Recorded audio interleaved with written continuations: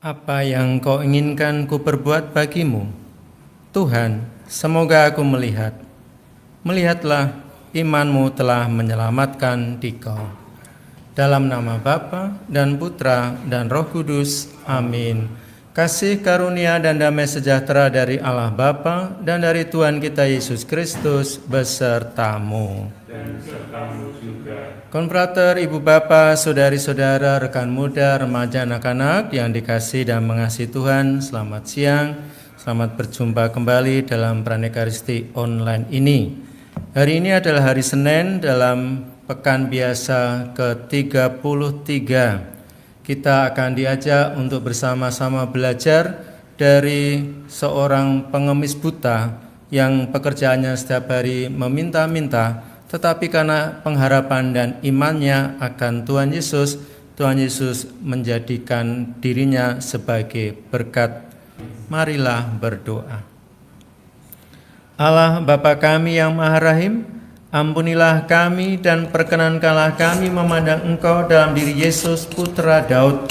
Semoga kami dapat mengimani sabdanya, sebab Dialah Tuhan dan pengantara kami, yang hidup dan bertahta bersama Dikau dalam persekutuan dengan Roh Kudus, Allah sepanjang segala masa. Amin. Konfrater, ibu bapa, saudari-saudara, rekan muda, remaja, anak-anak yang dikasihi dan mengasihi Tuhan. Pernahkah Anda melihat orang yang minta-minta atau pengemis? Mungkin pernah. Apa yang muncul dalam pikiran dan juga dalam hati?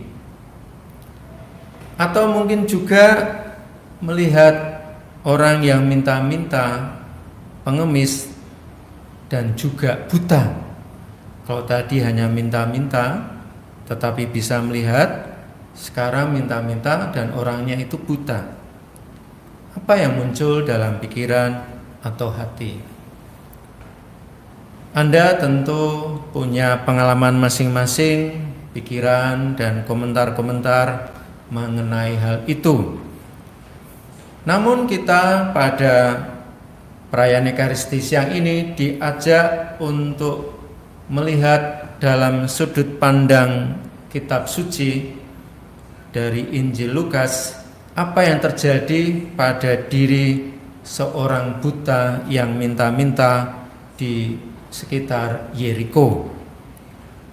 Kejadiannya sudah kita dengar dalam Injil, bagaimana suasana ketika itu di jalan itu, ketika ada kabar bahwa Yesus sedang datang atau ada di tempat itu. Dan itu ternyata menjadi daya tarik bagi banyak orang untuk bisa melihat, menjumpai, atau bahkan juga ingin berkenalan, mendapat berkat atau mendapat sesuatu dari Yesus. Dan nampaknya keramaian ini menjadi pertanyaan bagi orang buta ini. Memang dia buta, tetapi rasa-rasanya dia juga tentu memperhatikan dari pendengarannya apa yang terjadi di sekitarnya. Dan ia tahu bahwa suasananya itu ramai sehingga ia bertanya, ada apa ini? Apa yang terjadi? Dan kemudian orang memberitahunya bahwa Yesus itu datang. Mendengar kata Yesus dari Nazaret, orang buta ini, pengemis buta ini, nampaknya mempunyai pengharapan. Ia pasti sudah mendengar siapa Yesus dari Nazaret itu dari apa yang dia dengar selama ini orang-orang yang bicara di sekitarnya atau bahkan dengan dia. Dan ketika ia mendengar, ia tahu bahwa Yesus dikenal sebagai penyembuh, orang yang bisa menolong orang lain dari sakitnya. Dan itu menimbulkan pengharapan yang kuat dalam dirinya sehingga ia mempunyai pengharapan. Dan ketika ia semakin mendengar bahwa Yesus semakin dekat, ia berseru seperti yang dikatakan Injil itu, Yesus anak Daud, kasihanilah aku. Orang banyak itu mungkin tidak berseru seperti orang buta ini berseru. Mereka mungkin hanya saling ribut satu sama lain dan melihat siapa Yesus itu. Tetapi orang buta ini berseru, "Yesus, Anak Daud, kasihanilah aku." Nampaknya teriakannya ini menjadi gangguan bagi orang-orang sekitarnya, sehingga mereka ini kemudian menghadik dia dan menyuruh dia diam. Bukannya dia semakin surut hatinya atau putus asa, tetapi justru dia semakin kuat berseru, "Yesus, Anak Daud, kasihanilah aku." Dan nampaknya seruannya yang keras di antara suara banyak orang itu didengar oleh Yesus.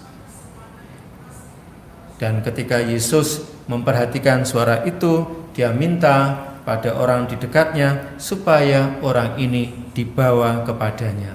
Dan apa yang terjadi? Kita tahu bahwa kemudian Yesus bertanya kepada orang buta ini apa yang dia inginkan supaya Yesus perbuat baginya. Ia ingin melihat dan Yesus memberkatinya sehingga ia kemudian bisa melihat. Luar biasa sekali peristiwa ini untuk bisa menjadi pelajaran bagi kita. Bagaimanapun juga kita selalu bisa memetik hikmah dari peristiwa-peristiwa hidup yang ada di sekitar kita, termasuk yang kita renungkan dalam Injil ini. Hikmat pertama yang bisa kita renungkan ialah bagaimanapun juga orang harus punya iman kalau ingin memperoleh berkat dalam hidupnya. Bagaimanapun juga Tuhan akan berkenan kepada orang-orang yang beriman, orang-orang yang terus-menerus dengan imannya mencari kehendak-Nya. Dan itu terjadi dalam diri orang buta itu. Dan karena imannya itulah maka dia mempunyai pengharapan, meskipun orang-orang itu menghalangi atau mencegahnya, ia tidak berhenti, ia tidak menyerah, bahkan ia semakin bersemangat untuk menunjukkan imannya itu menyelamatkan dia. Dan oleh karena itulah maka Yesus menunjukkan kepada kita orang-orang yang tak kenal lelah dalam beriman akan mendapat berkat. Kita juga bisa belajar bahwa kita tidak boleh berhenti memohon atau berseru. Ketika diingatkan sekali untuk diam, dia tidak diam. Karena dia tahu dia tidak melakukan kesalahan. Dia melakukan hal yang baik, dia melakukan hal yang bernilai, yaitu dia datang kepada Tuhan memohon kepadanya. Dan orang-orang yang berseru-seru kepada Tuhan siang dan malam dalam doa, Tuhan pasti akan dengarkan dan Tuhan juga akan kabulkan. Itu yang terjadi dalam diri pengemis buta itu. Dan hal terakhir yang bisa kita pelajari dari pelajaran orang buta ini ialah bahwa ketika ia menyadari kelemahannya, ketika ia menyadari ketidakberdayaannya, dan ia mau menerimanya, mengakuinya, dan datang kepada Tuhan untuk memampukannya, Tuhan menunjukkan berkat-Nya.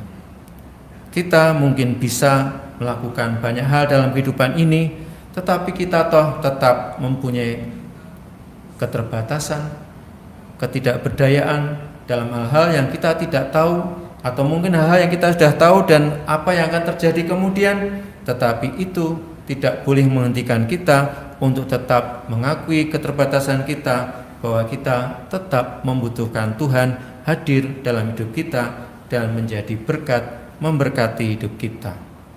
Semoga kita beroleh hikmat dari orang buta yang mengemis setiap hari, tetapi karena iman dan karena kerendahan hatinya, ia diberkati oleh Tuhan.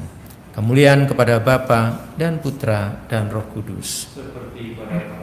Allah Bapa kami di surga, kami mohon agar dapat melihat dan semoga lalu bersedia melihat kebutuhan sesama, serta ikut turun tangan agar setiap orang dapat menemukan kebahagiaan yang sangat mereka dambakan.